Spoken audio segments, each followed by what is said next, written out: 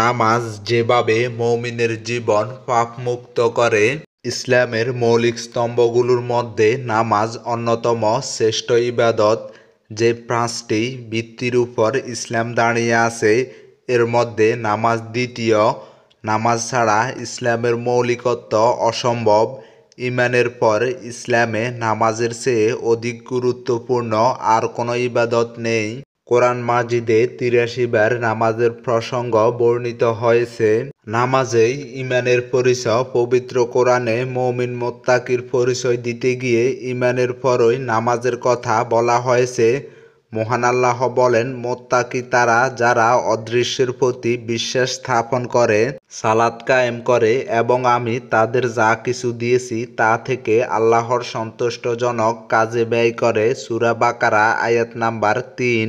নামাজই ঈমানের পরিচয় বহন করে। যে সঠিকভাবে নামাজ আদায় করে সেই প্রকৃত মুমিন।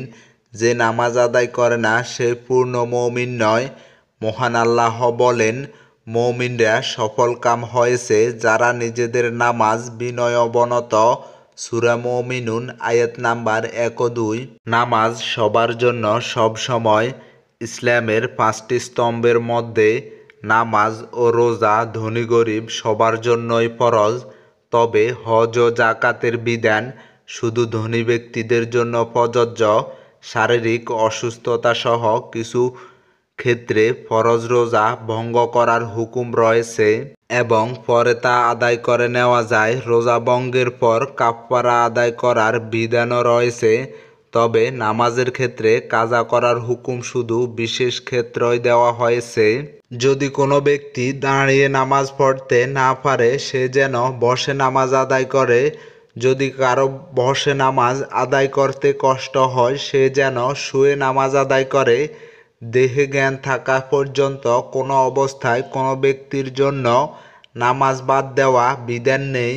আল্লাহ বলেন, যারা দাঁড়িয়ে বসে ও শুয়ে আল্লাহর স্মরণ করে। সূরা আলে ইমরান আয়াত নাম্বার ১৯১। নামাজের বিধান ঊর্ধ্বলোকে। মহান আল্লাহর নবী সাল্লাল্লাহু আলাইহি ওয়াসাল্লামকে ৭ আসমানে পার করে ঊর্ধ্বলোকে তার কাছে নিয়ে গিয়ে নামাজের বিধান দিয়েছেন। অন্য কোনো ইবাদতের ক্ষেত্রে এমনটি হয়নি। সুতরাং নামাজ যে অত্যন্ত গুরুত্বপূর্ণ তা বলার অপেক্ষা রাখে না।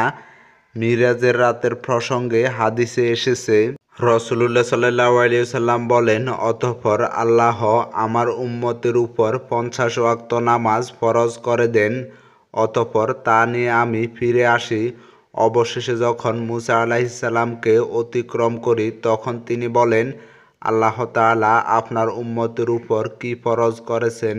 আমি বললাম, ৫০ ওয়াক্ত নামাজ। তিনি বলেন, আপনি আপনার পালনকর্তার কাছে ফিরে যান, কেননা আপনার উম্মত তা পালন করতে পারবে না। আমি ফিরে গেলাম। আল্লাহ তাআলা কিছু অংশ কমিয়ে দিলেন। আমি মুসা আলাইহিস সালামকে পুনরায় অতিক্রম করলাম। তিনি আবার জানতে চাইলেন আর আমি বললাম কিছু অংশ কমিয়ে দিয়েছেন। তিনি বললেন, আপনি পুনরায় আপনার রবের কাছে ফিরে যান, কারণ আপনার উম্মত এটিও আদায় করতে পারবে না।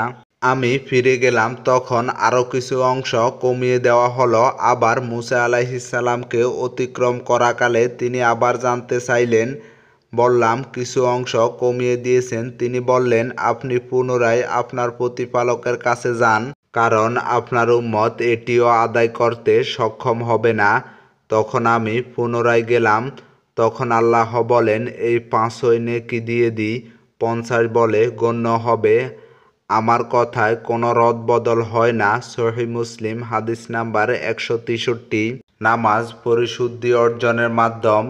নিজেকে পরিশুদ্ধ করার একমাত্র ইবাদত নামাজ। নামাজের মাধ্যমে মানুষ সব পাপ থেকে মুক্ত থেকে পবিত্র জীবন যাপন করতে পারে।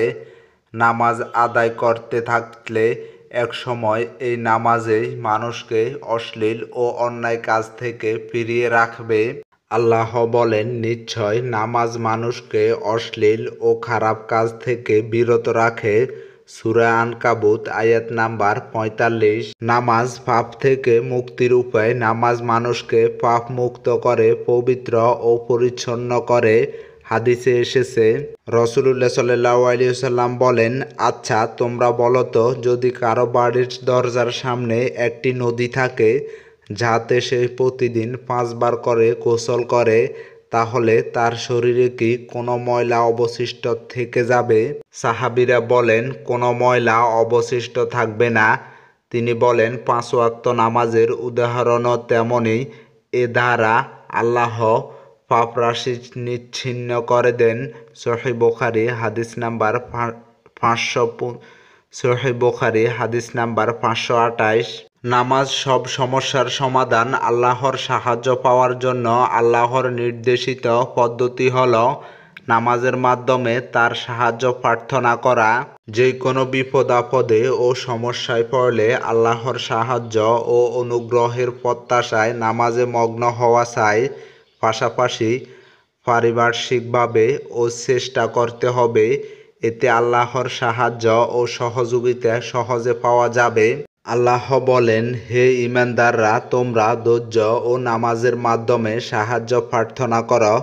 সূরা বাকারা আয়াত নাম্বার 153। নবী করিম সাল্লাল্লাহু আলাইহি ওয়াসাল্লাম কোনো কঠিন সমস্যার সম্মুখীন হলে নামাজ আদায় করতেন। আবু দাউদ হাদিস নাম্বার 1319। গুরুত্বের সঙ্গে নামাজ আদায়। কোরআন মাজিদে যেভাবে নামাজীদের প্রশংসা করা হয়েছে, তেমনি নামাজে অবহেলাকারীদের প্রতি ধমকি ও হুঁশিয়ারিমূলক বক্তব্য এসেছে। আল্লাহ বলেন, আর দুর্ভোগ ওই নামাজীদের জন্য যারা তাদের নামাজ সম্পর্কে উদাসীন। সূরা মাউন আয়াত নাম্বার 4 ও 5। এজন্যই খুব গুরুত্বসহ সময়ের প্রতি লক্ষ্য রেখে জামাতের সঙ্গে নামাজ আদায় করতে হবে। নামাজে মনোযোগ ফেরাতে ইহসানের বিকল্প নেই। ইহসানের ব্যাখ্যায় হাদিসে বলা হয়েছে, ওমর ইবনুল খাত্তাব রাদিয়াল্লাহু তাআলা থেকে বর্ণিত, জিবরাইল আলাইহিস সালাম নবীজি সাল্লাল্লাহু আলাইহি ওয়াসাল্লামকে বলেন, আমাকে ইহসান সম্পর্কে বলেন। নবীজি সাল্লাল্লাহু আলাইহি ওয়াসাল্লাম বলেন, ইহসান হলো তুমি এমনভাবে আল্লাহর ইবাদত করবে সেই তুমি তাকে দেখছ, আর তুমি যদি তাকে নাও দেখো তিনি তোমাকে অবশ্যই দেখছেন। সহিহ বুখারী হাদিস নাম্বার 50।